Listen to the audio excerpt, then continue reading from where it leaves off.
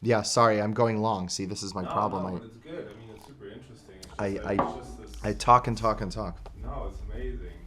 Well, glad. Well, my name is Oren Soffer. I'm a cinematographer.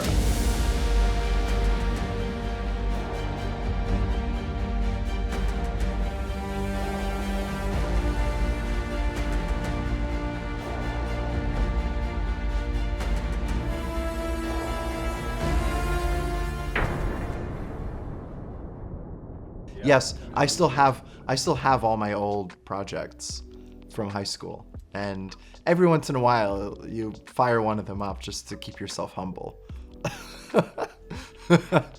Just remember where we came from. It's just so funny because nowadays I see 15-year-olds, 16-year-olds, 17-year-olds that have access to all these amazing tools that I didn't have in 2003. We didn't have 4K cameras with cinema lenses that cost $2,000, $3,000, and now you do. So I'm quite jealous actually of young filmmakers these days because you have at your fingertips the tools to make the images look the way that you see in movies.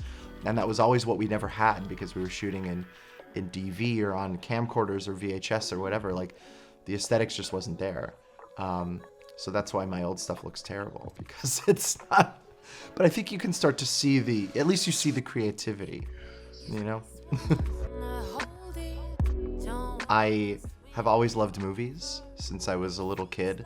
I have a very core memory in my head of Yoda in The Empire Strikes Back, like crawling around in the hut.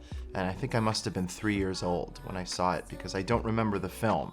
I just remember that image.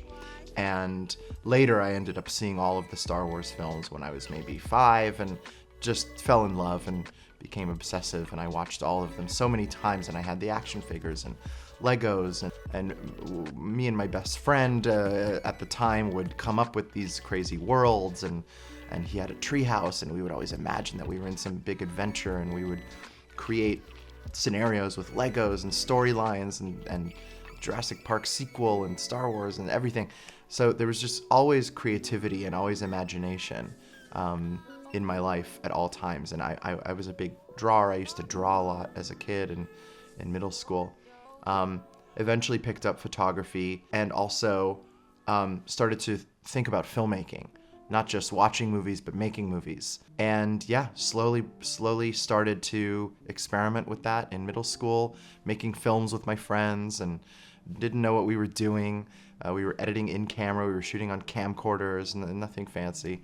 In high school, we shot on mini DV. That felt like a big step up, but we were still, I still didn't understand why mini DV didn't look like films. Still had a lot to learn.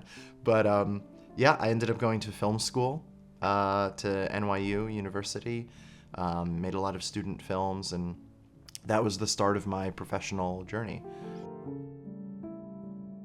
My inspirations changed as I got older, and I think what started out as Star Wars and George Lucas, and then Lord of the Rings was very big as well. And I watch those movies once a year, all three of them, extended editions. But the DVD box sets with the special features were really when I first started to seriously learn about filmmaking as a craft and really started to think seriously about wanting to do it as a career. So I have Peter Jackson and the whole team at Weta to thank for inspiring my career. And then also on the creator, we had Weta Workshop create the costumes and the props. So that was a cool full circle moment to work with them. And yeah, as I got into high school, I started to get inspired by more esoteric filmmakers. I used to go to the DVD rental store near my house and rent all of Scorsese's films, and I watched all of Scorsese's films, and then I would watch all of Spielberg's films and all of Kubrick's films, and then you discover Tarkovsky, and then you discover Bergman. So yeah, that was definitely the starting point, and yeah, started to get inspired by cinematographers as well, and started to learn about cinematography. So you start with Vittorio Storaro and Gordon Willis and Nestor Almendros, and then get into modern day with Harris Savitas and Greig Fraser. So yeah, those have been inspirations over the years, and it just grows with time as your taste kind of develops. You start to discover new people and new artists that inspire you. I think at first I was in denial about wanting to become a DP. I was shooting all of my films that I would make with friends, I was filming them. And even in high school, my friend and I would collaborate on films, but we would both call ourselves co-directors. But I was really filming. I was the cinematographer. And even when we started at NYU, at the first day, they ask everybody, okay, and who here wants to be a director? And everybody raises their hand. And I raised my hand at that time. But so I think even when I started film school, I was still a little bit in denial of what being a DP meant and what it was, and not really realizing that that's what I was doing, that I was directing the photography. So, but very quickly, I think I really became more and more interested in it, and in focusing on it. And I became less interested in writing and in that side of directing, and more interested in visual storytelling and in collaboration. And I think, yeah, going to film school was really what unlocked it, and actually starting to work on shoots with the crew. The best part about being a DP for me is first and foremost the collaboration. Specifically collaborating with the director, the crew, and all of the other department heads to make one film. Like, I think that's what makes it go back to the imaginative play that I was doing with my friends when we were younger, is that it was the group of us together imagining something and creating a world that we all believed in. And now, you know, we're all adults, but a lot of times it still feels like we're kids playing make-believe. And that's my favorite part about it, and working with everybody. And then specifically the DP, what's even better about it, first off, as I've been sort of mentioning, I've just always been a very visual person and into visual arts and visual expression. And so cinematography is just the most pure visual and aesthetic manifestation of filmmaking. But also, the best part about the job is you get all of the hands-on storytelling, filmmaking work and collaboration with the director, and figuring out how to translate a story into film and using film language and all of that, but none of the pressure of directing. You don't have to deal with producers, studios, clients. Like, you're isolated from the business side a little bit, or for quite a bit, but you get all the creative side of it. And so it's like the best of all of the worlds. So it's, to me, it's the best job on set, but I am biased. I mean, some commercials feel like work, but it's still fun. That's the thing, is even on commercials, we're still doing visual storytelling, and we're still using technology and using tools that are interesting to us, and working in aesthetics and creating images, and that never feels like work. That always feels like creative expression and fun, even when you're filming dog food.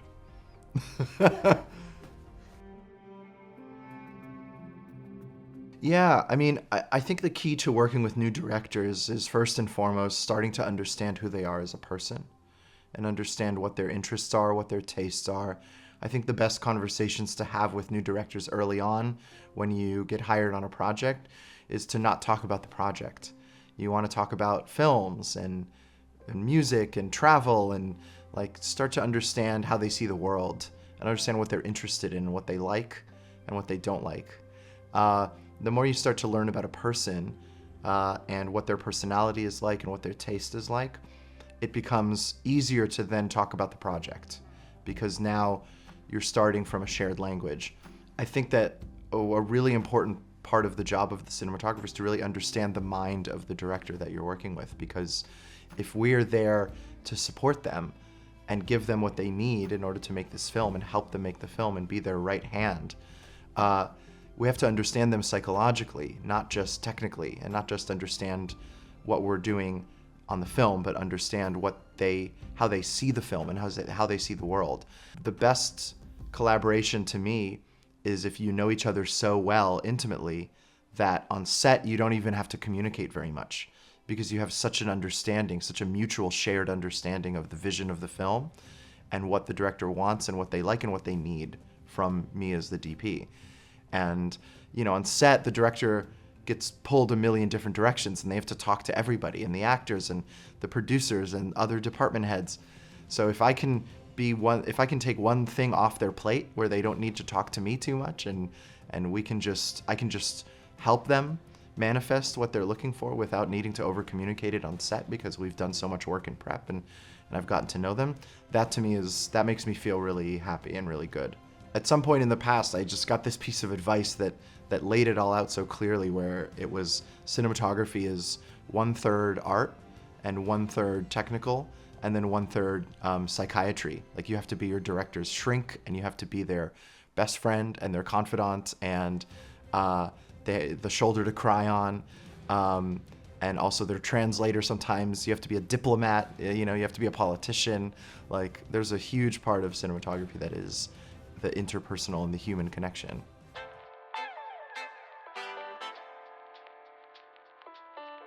To me, it's translating a script into visual narrative it's such an interesting process, because it's hard to explain. A lot of it becomes intuitive.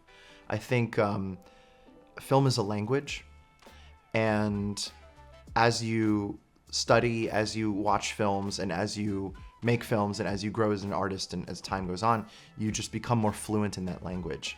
And it becomes something that it's like if you speak two languages, and you're translating in your head. If you're fluent in both of those languages, you're not thinking about the translation. It's just natural. You just understand the meaning of a word or a phrase or a sentence in both languages, and you can switch back and forth between them. So that's what I mean when I say that it feels intuitive, is that there's the script language, which is written, and then there's the visual film language. But if you speak both, then the translation from one to the other is intuition. It's not calculated. You don't have to think about it too much. So when I read a script initially, images are already just popping up in my head, and I visualize it, which, by the way, is how I read a book. When I'm reading a book, I'm visualizing the scenes, whether I want to or not. That's just how my brain works. And so that's the initial step. And it's interesting because the visualization, a lot of it comes from the script. If the script is well written, then the visualization of it is very vivid, it's very clear. And then you end up meeting a director and talking to them about it, and if they've written the script well, you're on the same page pretty much right away, because what they're communicating is so clear. Sometimes it's not that clear. Sometimes the script is very light on visualization, and it's simple. It's just dialogue and very basic actions, and that leaves a little bit more room for interpretation, which requires discussion and understanding from a director how they see a project.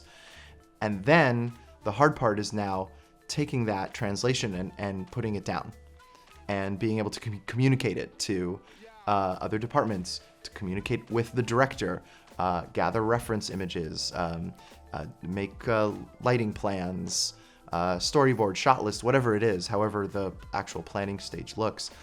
That's the part that takes work, but the actual initial ideas I find very intuitive. I find that the more I start to overthink something, how to shoot a scene, or what shot to do, or overthink a shot list, it can feel overworked. It's like dough. Like, if you work it too hard, if you overanalyze it and overthink it, you end up creating something that feels too overbaked. And I think film language ultimately is quite simple, or at least the film language that I am drawn to is quite simple. So in terms of brass tacks, like how I actually end up breaking down pre-production, I think first and foremost, it's understanding what the director needs, and also what the director is bringing in to the pre-production, specifically the visualization of the film, because every director is different. Sometimes a director will come in and they just have a fully realized vision of how they want the project to look and feel. Or they'll come in with a bunch of reference images already, and say, look, I've already done all this research and I've done all this thinking, and here's how I see it. There's still conversations that are happening, but in that type of pre-production, my job becomes a little bit more about figuring out execution and figuring out how to execute the specific vision of the director and translate it into real life filming. That's the first step, is establishing what the look and feel and the language of the film is. And once that's established, then it becomes a question of execution. And once the execution phase comes into play, that's when I like to start to bring in the gaffer, bring in the camera team, and start to figure out, like, okay, what lenses are we using? What is our lighting approach? Do we need any specialty equipment? Starting to do the research and figuring out, what kind of gear do we need to use? Is there something we haven't used before that we need to go test? Is there something that doesn't exist that we need to come up with? And that's on the camera side mostly, and on the lighting side, it really is tied with locations and with understanding where we're filming, and then each location, what does the location need in order to achieve the look of the film? What is our lighting approach? I usually end up creating a breakdown per location and then per scene. So if there's multiple scenes that take place in a location, sometimes they have different looks. So let's say, for example, you have a film that takes place, there's 30% of the movie takes place in a house. So you're probably going to have multiple times of day throughout the different scenes. Day scenes, afternoon, evening, night, different moods during the scripts, like maybe early on there's a certain feeling that you want the film to have, and then later in the film it changes. You want it to feel darker, you want it to feel more menacing or whatever. All of that is tracked in the document, and through conversations with the director, with the gaffer, with everybody, that's when we start to figure out how to, I guess, execute the language that we've created for the film. And yeah, sometimes I often do create a show Bible, which is basically like a little manifesto, like a little rule book of what are the kind of hero focal lengths that we use, how does the camera movement feel like. It's something to go back to during production to check ourselves. If you ever have a question, if you're ever not sure about a moment, or you have to pivot last minute and rethink a scene and throw away the plan, go back and check ourselves to make sure that we're kind of on the same track of the visuals. But often I find that you don't even need to look at it at some point. It becomes very intuitive and very ingrained in the process. And the other thing, the most important thing I think I do, the first thing I do in pre-production is make a checklist. I make a very specific checklist, specifically based on the script. It would be like, what are the unanswered questions? What are the challenging scenes that I need to figure out? What are we doing here? There's something in the script that is open for interpretation, so I need to have a conversation about this. I don't understand this. I don't understand this. I don't know how to do this. We need to create our LUT, we need to pick our lenses, we need to do lens tests. I just make it as thorough a list as possible so that as I go through pre-production, we can start checking them off. And some of the stuff that's in it is very obvious. It's like hire crew, but I just like to have it all organized. Yeah, I do try to keep very organized. Every project has a Google Drive for me, and there's subfolders, and that's the OCD part of the process, that it just helps me keep my thoughts organized. But yeah.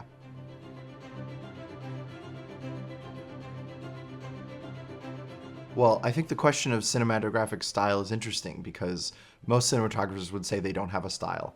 But I always call bullshit on that a little bit because, style doesn't mean that it's something intentional.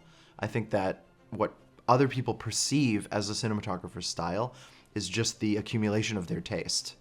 And so, I don't intentionally set out on any project and say, oh, well, my style is I light this way and I use these lenses or anything like that. I don't do that on purpose, but there's a certain visual language and lighting approach and lensing technique that I am drawn to aesthetically.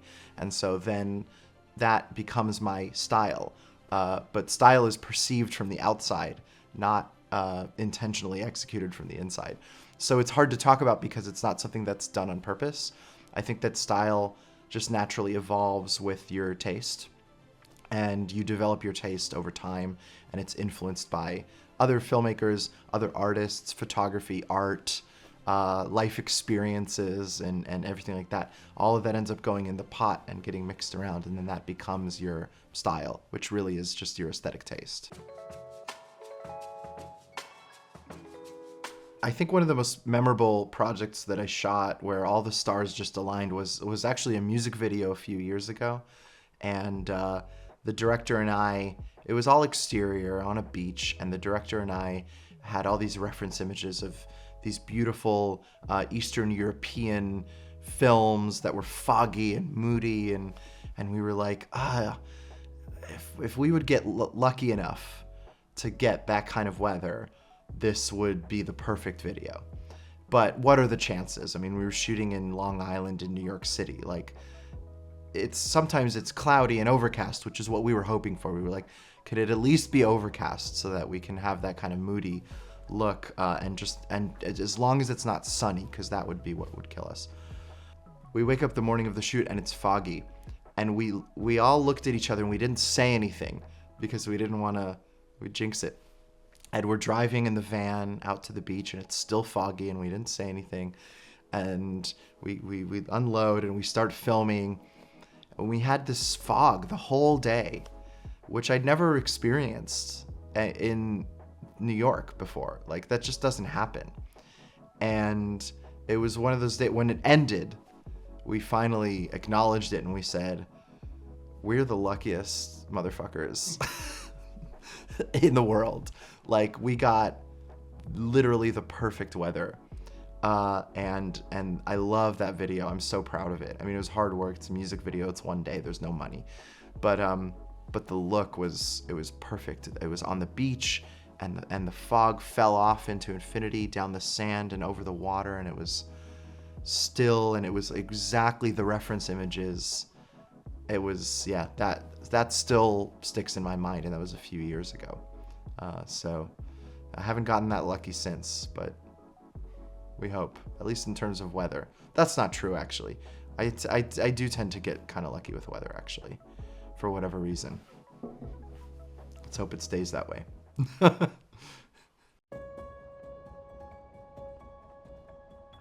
Yeah, I mean, getting the call from Greig about the creator was surreal, as you can imagine. And he's describing the project and says it's directed by Gareth Edwards, and he's going to operate the camera, and it's going to be the FX3, and it's this big sci-fi film. Like, the whole thing was just crazy to even hear about. And I got sent the script and concept art and the proof of concept film and everything. So it was all quite vivid and visual. And it was just amazing. I mean, my initial thought looking through all of that was like, I can't believe that this is happening. I mean, and I felt that throughout the shoot too. Like, just can't believe that I'm a part of this. And I mean, that was the dream. That was the childhood dream of watching Star Wars and watching these behind the scenes documentaries with ILM. And now I'm working with them. Like, the whole thing was still very surreal. And I think I'm still processing it a little bit, but, yeah, it was amazing. I mean, the biggest fear was obviously just they didn't want to fuck it up. But, you know, Greig is putting his trust in me, and I have to prove that he's right. But I think for me, the solution to that is you just can't think about it. You know, you just have to integrate into the process and surrender to the filmmaking process, and surrender and trust Greig and trust Gareth.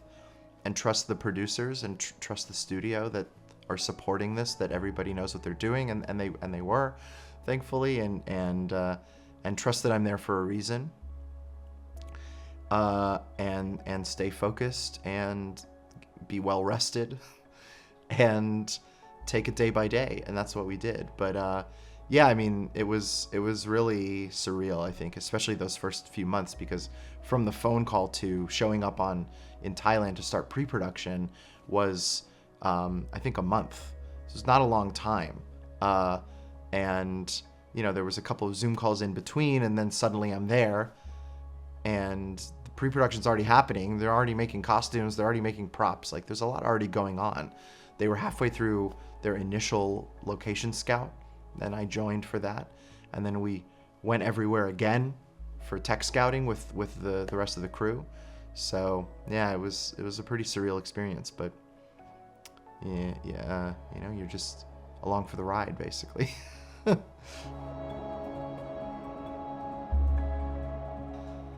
Be more patient, trust the process, trust that you're on the right path, and that patience will pay off, and perseverance, and that it's better to focus on your own work than on what other people are doing, which I think is a very common experience for a lot of cinematographers, especially with Instagram and social media. It can be a double-edged sword, because on the one hand, it's such an amazing way to connect with other filmmakers and with colleagues and peers, and the community is incredible. And the flip side of it is the darker side is the comparisons and all of that people do, and I think it's inevitable, but I wish I had spent less time thinking about that stuff and more time just focusing on the work and trusting the process. And I think that's what I would say to younger filmmakers now is find your voice and find your style, your aesthetics, your taste. Learn your taste, go to museums, watch films, buy photo books, or borrow them from the library, because they're expensive. And travel, and make sure that you are creating your whole self as a person, because ultimately that's what inspires art, is the wholeness of yourself and what you put into it. And and don't double dip shoots. It's a terrible idea. Don't do 2 back-to-back shoots overnight until 5 a.m. and then 8 a.m. you start another. Don't do that. Don't do it. It's not worth it. It's not worth it. It seems like it's worth it at the time, and you think you're young, and you say, "Oh, I could do it. I could do it." It's not worth it. That stuff shaves years off your life, and it's a long-term career, especially in narrative, and things take a long time, and you want to still be shooting when you're 60. Get enough sleep, and eat healthy and work out and be nutritious. Did you do that? Having back-to-back shoots? I only did that once, and I never did it again. But I had a lot of friends, like in our early 20s, they would do that all the time. I think in terms of one of the things I like to say also is in terms of studying and in terms of honing your eye, I think the most important thing is to observe the world and observe light in the world. And it's something that I don't think a lot of people do or consciously think about.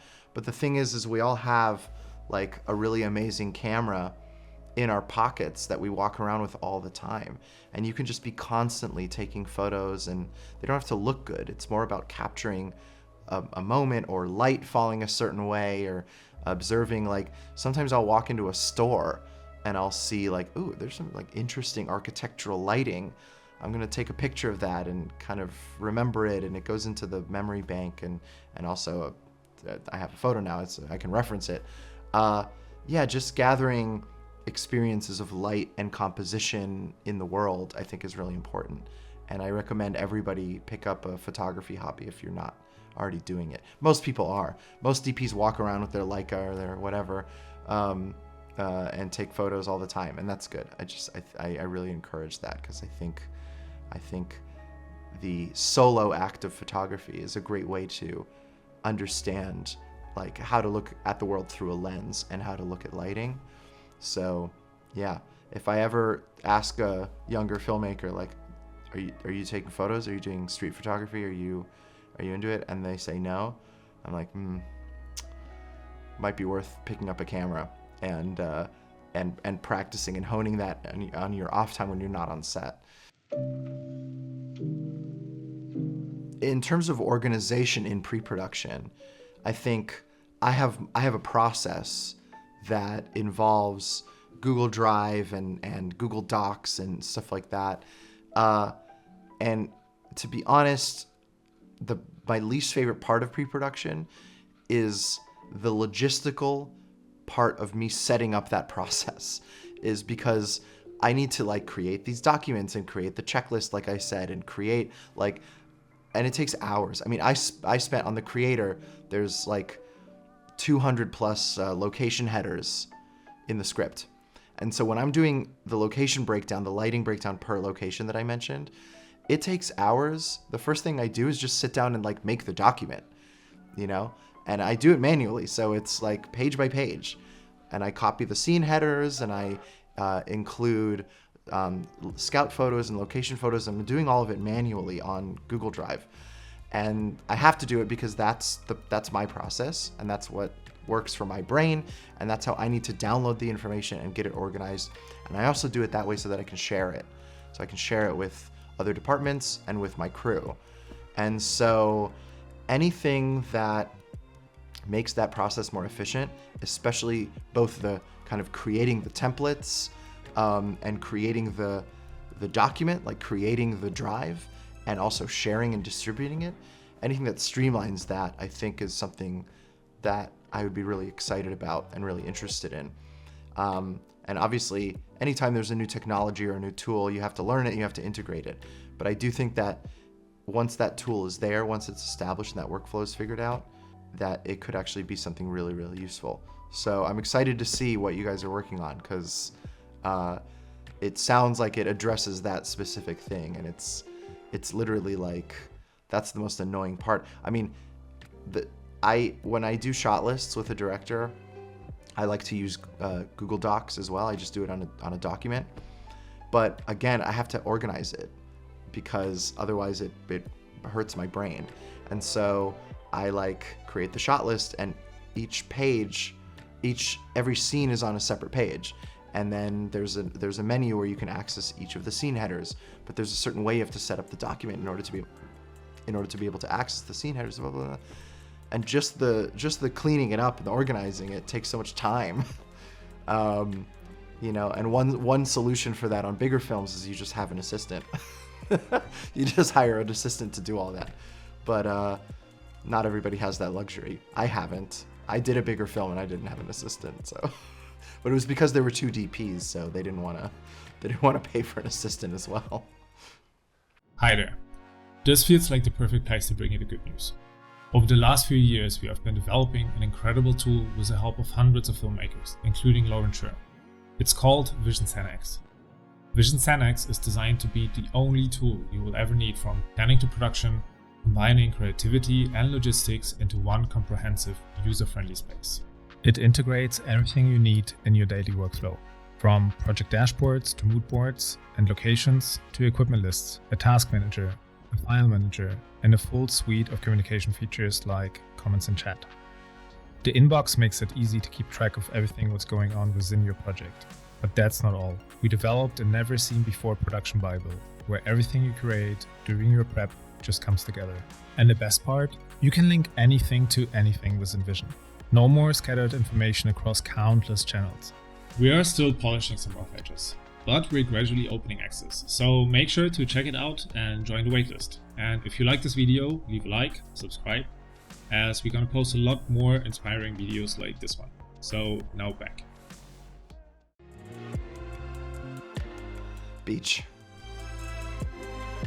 Evenings. Feature.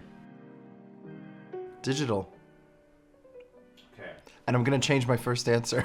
It has to be both, because you want to have some, you want to experience the world and experience nature and work hard in the mountains and see something beautiful, and then go relax at the beach. And you have to mix both. I don't want one or the other. For the record.